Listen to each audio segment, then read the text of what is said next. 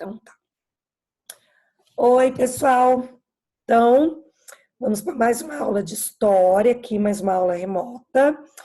E depois de 2 aulas de história do Brasil, né, Brasil colonial, nós vamos hoje para a história geral. E o tema da aula de hoje, na verdade, né, hoje o visu é unicórnio. O tema da aula de hoje são as revoluções burguesas. Elas foram acopladas em 2 aulas, é um único arquivo, mas corresponde às 2 aulas, que é a aula 5 e 6, tá?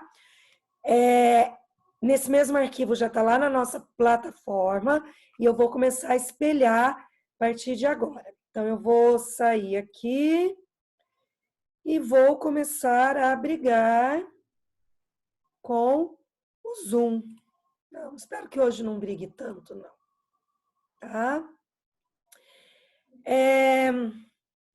Tem alguns alunos aí assistindo.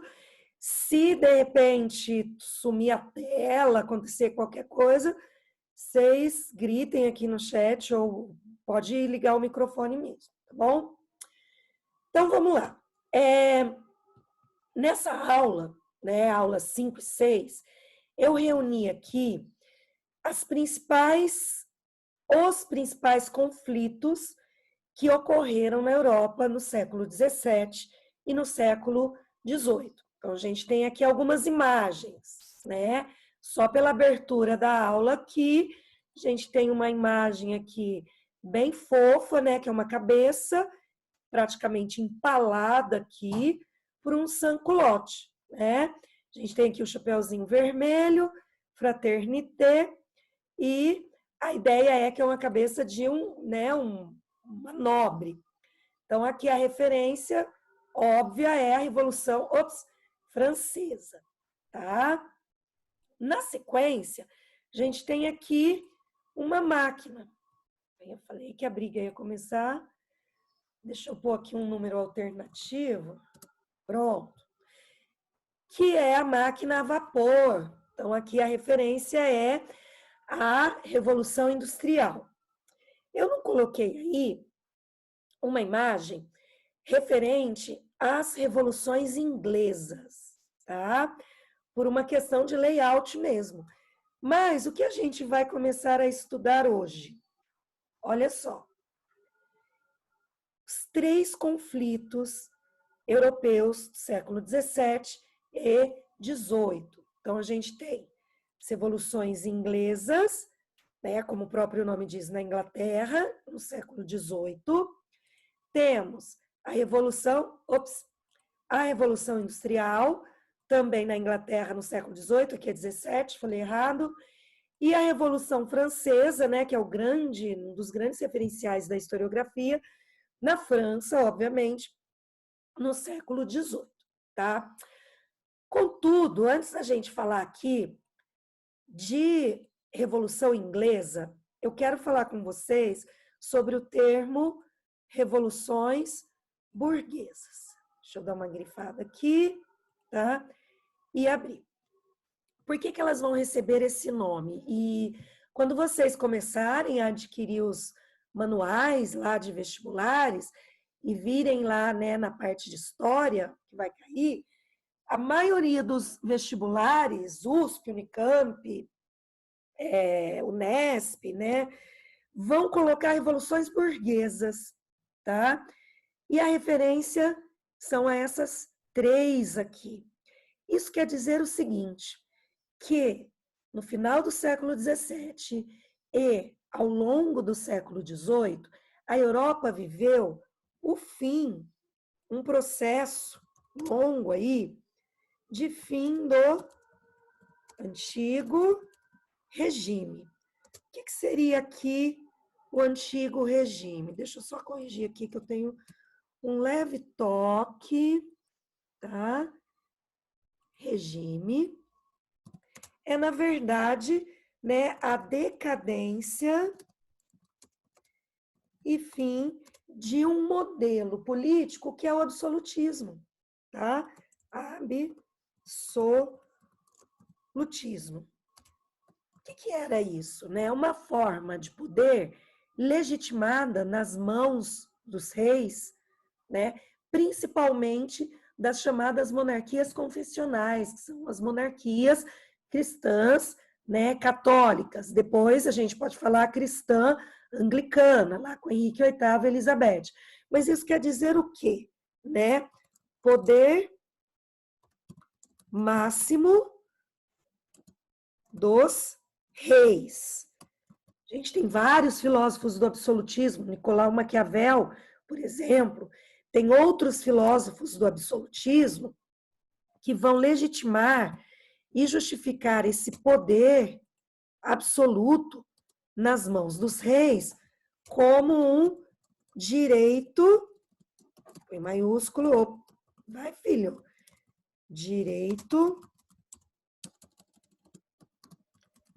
divino dos reis. E a gente vai ter também um outro grupo, na verdade um só, né? Um filósofo, um conhecido filósofo do absolutismo, chamado John Locke, né? Ele vai legitimar também o poder nas mãos dos reis com a ideia, né, de que o rei garantiria a ordem e o uso da violência era até legítimo, né? A principal obra aí desse conceito do absolutismo é o Leviatã. E eu falei uma coisinha errada aqui, tá? Na verdade, o filósofo do Leviatã é o Hobbes. O Locke vai ser o filósofo inglês que vai combater, né, as ideias aqui que o Hobbes desenvolveu no Leviatã. É que aqui a fala está indo mais rápido do que o cérebro, tá bom?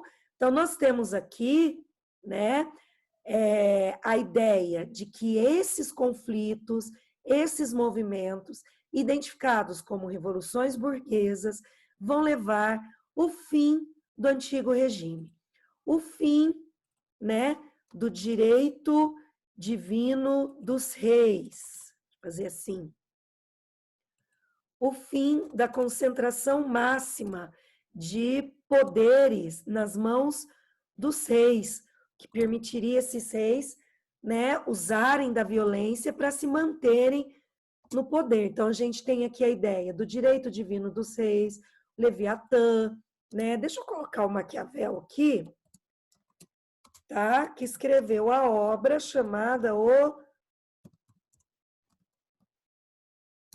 Príncipe, tá? Os fins justificam os meios.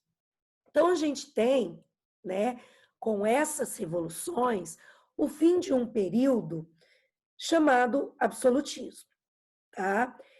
O nome burguês significa o quê? Né? Se os reis e a nobreza, uma sociedade estamental, tinha, né, todos os privilégios de direitos e poder nessas sociedades, o que vai mudar? A burguesia vai ascender. Por isso que se chamam revoluções burguesas, tá? Então, os grupos burgueses, por diferentes caminhos, diferentes estratégias, diferentes alianças, vão ascender ao poder. Na Inglaterra, no século XVII, na França, a partir do século XVIII.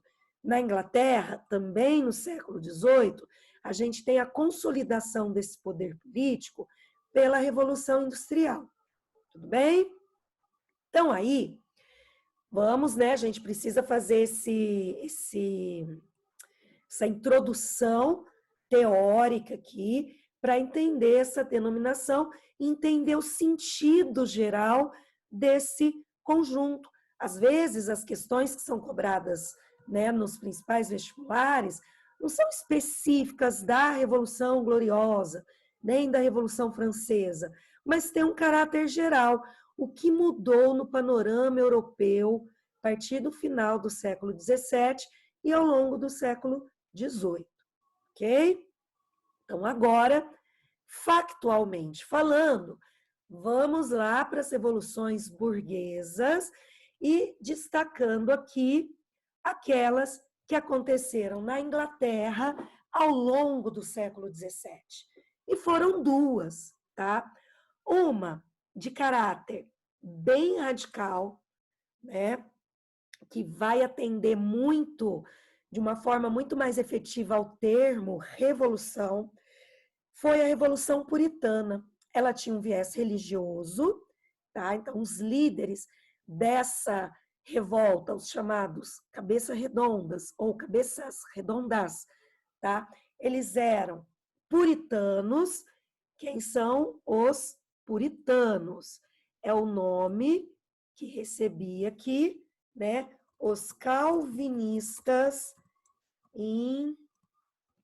ingleses, tá? O que eles vão fazer? Eles vão derrubar a monarquia na Inglaterra. Ao longo de 10 anos, de 1640 até 1649, eu vou até, deixa eu excluir aqui, quero até destacar melhor aqui o ano, tá? Então, de 1640 até 1649, houve uma guerra na Inglaterra entre burgueses, puritanos, liberais, com a nobreza anglicana, também alguns remanescentes do catolicismo. Então, ao final desse conflito, né, depois de quase 10 anos aí de guerra, a gente vai ter a queda da monarquia na Inglaterra. Então, durante um período, a monarquia acabou na Inglaterra. E o que existiu foi uma república, conhecida como República Puritana, tá? Mas vejam, não é que tinha um presidente. A ideia é que o governante não era rei. O governante era um cara chamado Oliver Cromwell, líder dos cabeças redondas. E aí a gente tem um evento que é muito importante nesse período, da instalação da República na Inglaterra, da República Puritana, que foi, né, a morte do rei, tá? É a primeira execução parlamentar da história, ok? Então vejam só, pouco menos de 150 anos antes dos franceses decapitarem o Luís XVI e a Maria Antonieta, os ingleses já tinham matado o seu rei. Só que não foi guilhotinado, foi a machadada mesmo, tá bom? Só um detalhe assim, né? Então, durante período da República Puritana, a Inglaterra viu então, né, a burguesia no poder. Foi o período que a marinha inglesa e o comércio inglês se fortaleceu muito, tá? É o período dos chamados atos de navegação. O que significa isso?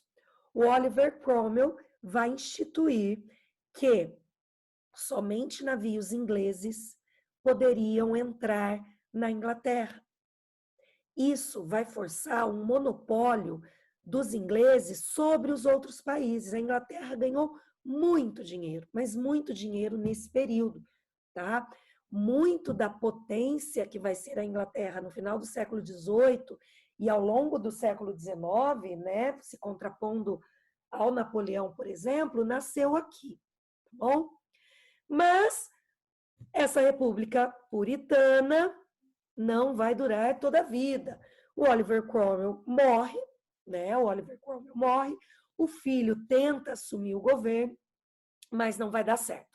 E aí acontece uma restauração da monarquia na Inglaterra, tá? Vai acontecer uma restauração da monarquia. Então volta a dinastia dos Stuarts, volta ao poder. Mas esse desejo de uma maior participação e representação da burguesia vai continuar e vai resultar nisso aqui, ó, Revolução Gloriosa, 40 anos depois da Puritana. Vamos lá agora, olha, tá? para essa aqui. Então, o que a gente tem, né, nessas revoluções inglesas, que são a puritana e aqui a mais importante, né, que vai de fato representar uma modificação na estrutura política da Inglaterra, é a chamada, peraí que eu quero tirar isso daqui, que eu quero fazer de outra forma, é a chamada Revolução Inglesa, tá? Olha aqui o que eu aprendi a fazer hoje, gente, que legal. Olha aqui, ó. Revolução Gloriosa. Então, olha, não, só que eu quero grandão, grandão, tá? Deixa eu ver se eu consigo aumentar aqui. Não, aqui mesmo. Então, olha, o que você vai ter aqui? A Revolução Gloriosa. Deixa eu ver se eu consigo. Não, o que é isso? Que doido, perdão. Quero deixar assim, mas eu quero aumentar, tá? Deixa eu ver se eu consigo. Na aula do noturno eu consegui. Bom, vamos fazer assim, tá? Revolução Gloriosa, então, tá? O que significa a Revolução Gloriosa? Que o rei vai ter o poder submetido ao parlamento. Isso significa o quê? Que o rei reina, mas não governa. Esse é um conceito importantíssimo, porque é daí que nasce a ideia do parlamentarismo, tá bom?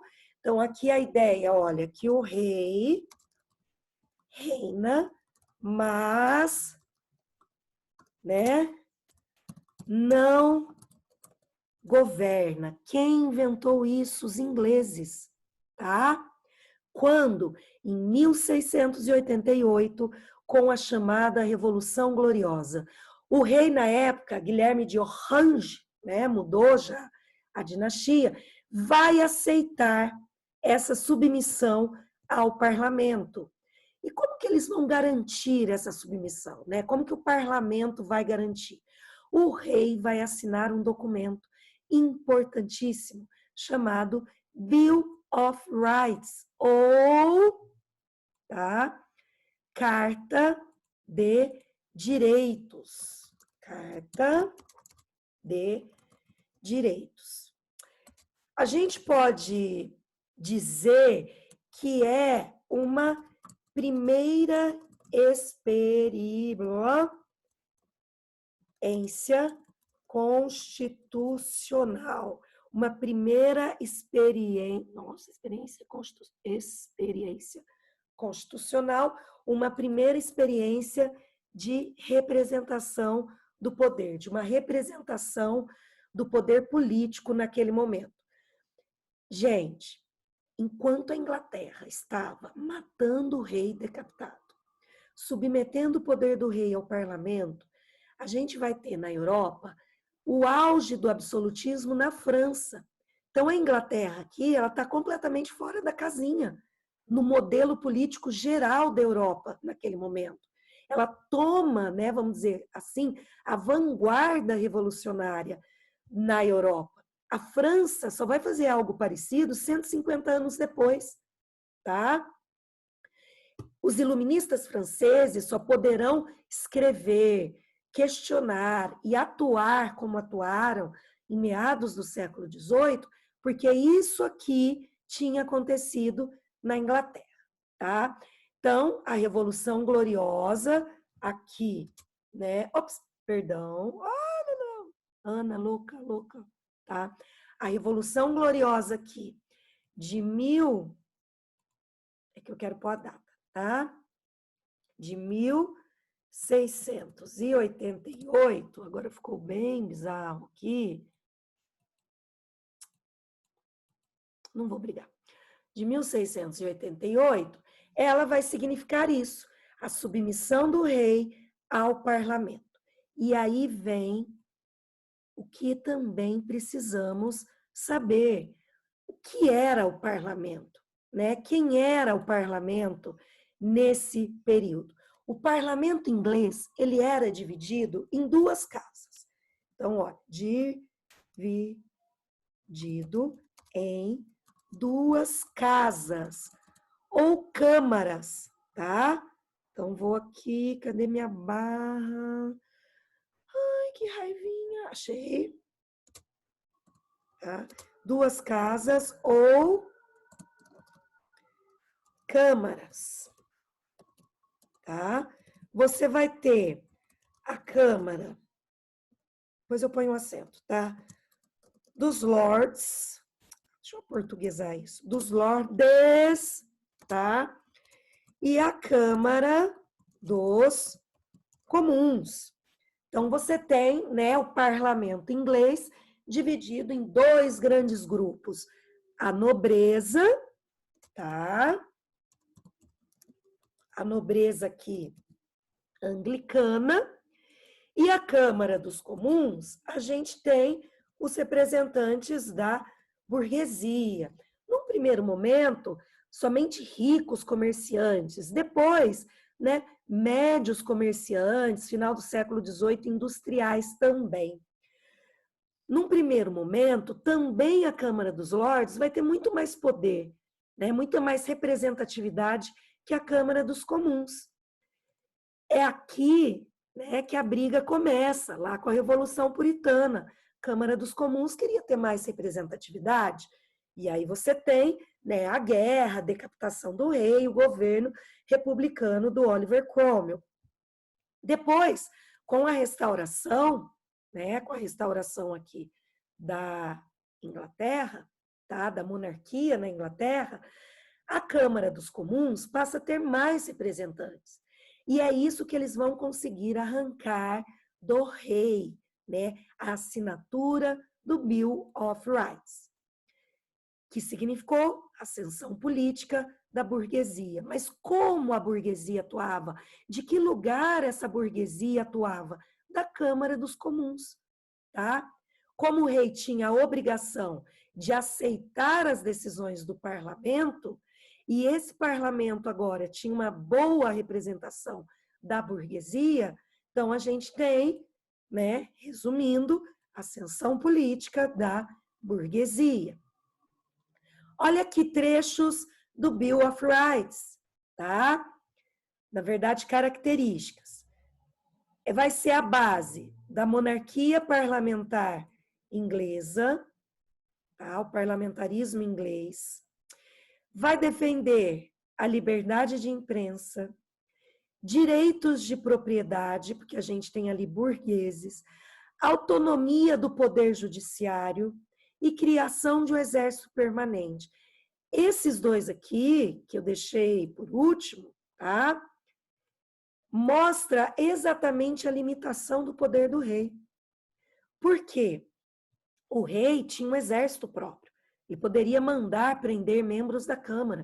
A partir desse período aqui, proibido um exército real. O que você vai ter vai ser um exército nacional, que defenda a nação, o país, não o rei. O poder judiciário vai ser autônomo, o rei não vai poder interferir aqui. Então, nós temos aqui a formação, né, de um Estado burguês, o primeiro Estado burguês na Europa naquele momento, tá? Tudo bem? Primeiro ensaio constitucional burguês da história. Onde que foi isso? Na Inglaterra. E aí, esse exercício, tá? Eu quero ler com vocês esses dois trechinhos aqui da Carta de Direitos. Então, olha só. Isso aqui é um trecho da Carta de Direitos, tá? É um trecho documental do Bill of Rights. Primeiro, é ilegal a faculdade que se atribui à autoridade do rei. Ou seja, a autoridade do rei, indistinta, absoluta, é ilegal. Gente, olha que, imaginem o quanto isso foi revolucionário na época. Em pleno 1689, um grupo está dizendo assim, olha, rei, você não tem todo o poder. E se você desobedecer esse poder, você é considerado um criminoso. Você está contra a lei. Gente, o que eles estão fazendo aqui? Eles estão criminalizando criminalizando, tá, os abusos do poder real. Ou seja, aquela ideia de direito divino dos reis acabou, não tem mais, tá? É ilegal toda cobrança de impostos pela coroa.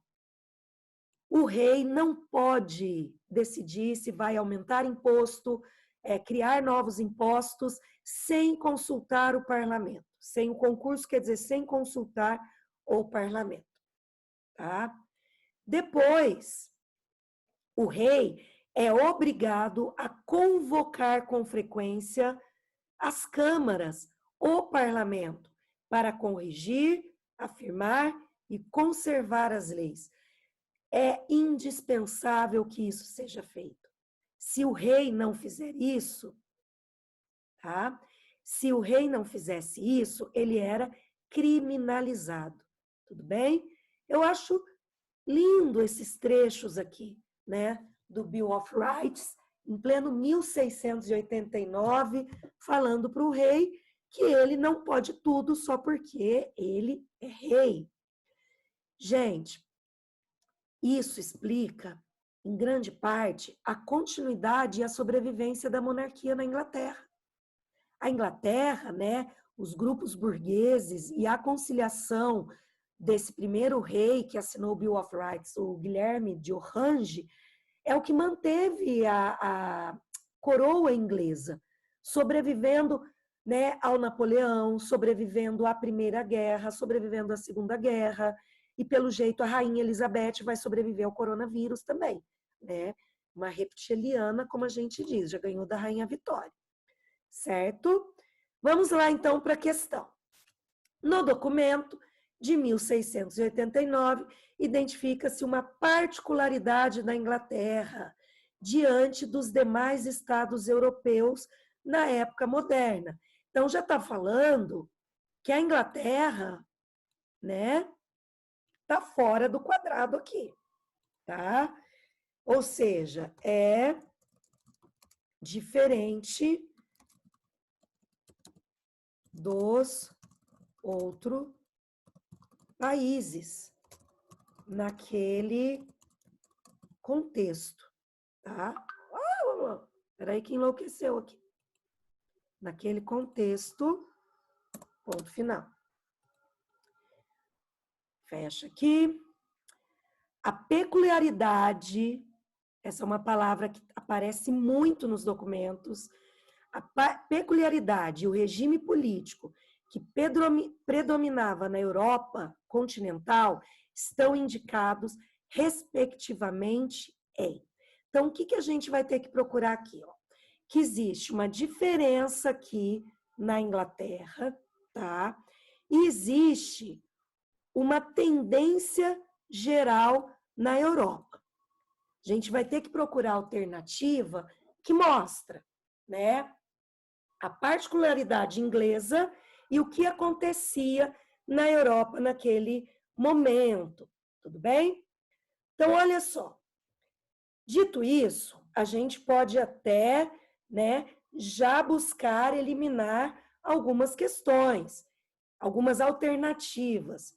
Por exemplo, né, falar em presidência, em pleno século XVII, é um anacronismo. Você pode até falar em república, mas a ideia de presidente não, essa é uma ideia moderna. Então, fica aí a dica, tá? É a mesma coisa quando se estuda Roma. Quando a gente fala República Romana, a gente não fala presidente de Roma. Quando a gente fala República Francesa, a gente não fala presidente. Quando a gente fala dessa peculiaridade inglesa, ainda que tenha existido uma república, não se usa o termo presidente ou presidência. Isso nos leva, né, a eliminar essa aqui e essa aqui, tá? Sobrou 3, tá? O que a gente pode ver agora, né? Redução da influência do Papa, teocracia. Então, redução da influência do Papa é o que acontecia na Inglaterra? Não, porque a Inglaterra não tinha nem Papa. Henrique VIII tinha rompido com o papado em 1534 e criado a religião anglicana, criado o anglicanismo. Então, eliminamos aqui, perdão, a A, tá? Sobrou a B e a C, que é sempre a dica que eu falo para vocês, vamos ficar sempre entre duas. Então, peculiaridade inglesa. A limitação do poder do soberano é uma peculiaridade, uma particularidade da Inglaterra? Sim. Qual era o regime político predominante no resto da Europa? Era o antigo regime, o absolutismo. Então, essa aqui confere. Vamos ver a outra aqui. Ampliação da dominação da nobreza. Fica meio vago, né? Nossa, a nobreza fazia parte do parlamento, então, se o rei é submetido ao parlamento, quer dizer que a nobreza, né, ganhou um pouco mais de poder. Esse raciocínio está correto. Só que olha aqui essa segunda parte. A Europa da época moderna era uma Europa republicana? De jeito nenhum, né, gente? Então, aqui, né, quando a gente anula a república aqui, a gente acaba anulando, tá? Essa parte aqui também, beleza? Sobrando, então, a única alternativa correta, que é a alternativa... Deixa eu ver se eu consigo fazer isso. Que é a alternativa B, tá? Que é a correta. A Inglaterra, em pleno século XVII, estava limitando o poder do rei, enquanto que a Europa inteira estava vivendo o auge do absolutismo, tá? Eu quero grifar mais vezes essa aqui, tá bom? Pessoas, então olha só, nessa aula, né, a gente vai ficar com essa ideia da República Puritana, tá bom?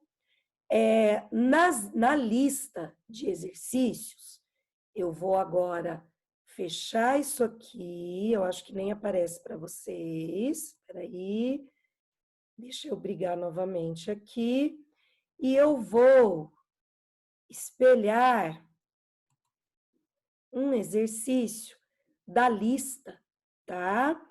Que é essa aqui, ó. Tá bom? Olha, eu vou sugerir a vocês, quem estava, né, quem está assistindo a aula em tempo real, quem vai ver essa aula depois, que faça aqui o exercício 5. Eu não estou conseguindo selecionar isso aqui. Ai, que raiva. Tá? O exercício 5 dessa aula 5 sobre revoluções inglesas. E olha esse exercício, gente. Olha que coisa linda, tá? Esse aqui foi um tema que eu acertei o ano passado. A Inglaterra esteve nos últimos anos, 2018, 2019, aparecendo muito no noticiário, seja por conta dos casamentos, né, dos reis, né, fofoca interna ali, dos príncipezinhos, seja por conta do Brexit. Então, a Inglaterra era a bola da vez. E eu apostei, olha, em história, podem ter certeza que vai cair alguma coisa, né, de Inglaterra. E aí a gente tem esses dois exercícios aqui de revoluções inglesas. Deixa eu ver aqui. Esse aqui já é de a Revolução Francesa. Não, olha, 11 também, estava procurando essa aqui. Vejam, exercício 11 é um exercício da Unicamp, também segunda fase. Então, caiu Revoluções Inglesas na FUVEST, primeira fase, na Unicamp, segunda fase. Então, qual que será a ideia do plantão da semana que vem? A gente falar desses exercícios aqui de revoluções inglesas, e eu quero resolver exercícios de iluminismo também, tá? Para a gente adiantar os conceitos principais para começarmos a falar de Revolução Francesa. Revolução Industrial, vocês vão ver que é muito tranquilo, tá? E aí a gente já vai dar conta na semana que vem, ok? Então, fica aí, né? Uma tarefinha, 3 exercícios de história, FUVEST e Unicamp, ok? O tempo aqui vai acabar. Eu vou aqui voltar para minha pessoa, para me despedir, porque ele já está avisando aqui. Volta vídeo, volta vídeo. Agora voltou. New share. Não, não quero você. Tá? Stop share. Stop. Isso, eu. Tá bom? Nesse meio de tempo, alguém me escreveu no chat. Isso, é isso